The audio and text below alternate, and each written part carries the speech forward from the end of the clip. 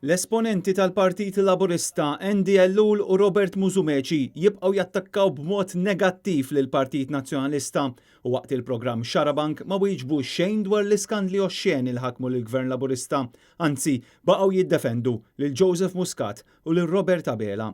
B'kuntrast, l-avukati Bernard Grech u Joe Giglio preżentaw il-viżjoni li qed jitlob il-poplu mill-politiċi bil-Partit Nazzjonalista deskritt bħala dak il-partit illi mhux biss irid jassigura l-ġustizzja iżda li jissaħħaħ il-ġid komuni. Waqt id-dibattitu tal-ġimgħa filgħaxija fuq TVM, l-avukat Joe Giglio stqarr li l-poplu għandu bżonn viżjoni pożittiva u ma jridx jibqa' jisma' skandlu wara ieħor min-naħa tal-Gvern. Aħna issa rridu noħolqu viżjoni ta' fejn ħanieħdu lil pajjiżna.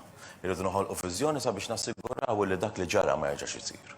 Irridu noħolqu wkoll viżjoni ċara u strateġija ċara biex nassiguraw li ssir il-ġustizzja u li ħadd ma nibatux messaġġ li xi ħadd huwa l fuq mill-liġi. L-istess tqarr l-avukat Bernard Grech illi fakkar kif bl-iskandlu l-korruzzjoni huma n-nies li qed ibatu għaliex il-korruzzjoni tfisser bisser ta' miljuni li qed imorru f'kumpaniji segreti minflok imorru fi bwiet il-ħaddiema, l-anzjani, iż-żgħażugħ u l-familji. Din hija l-politika li rridu nagħmlu u din hija l-politika li tinteresswa min-nies, imma minħabba l-korruzzjoni naħlu l-flus fil-bwiet tal-politiċi korrotti u int tibqa' lura.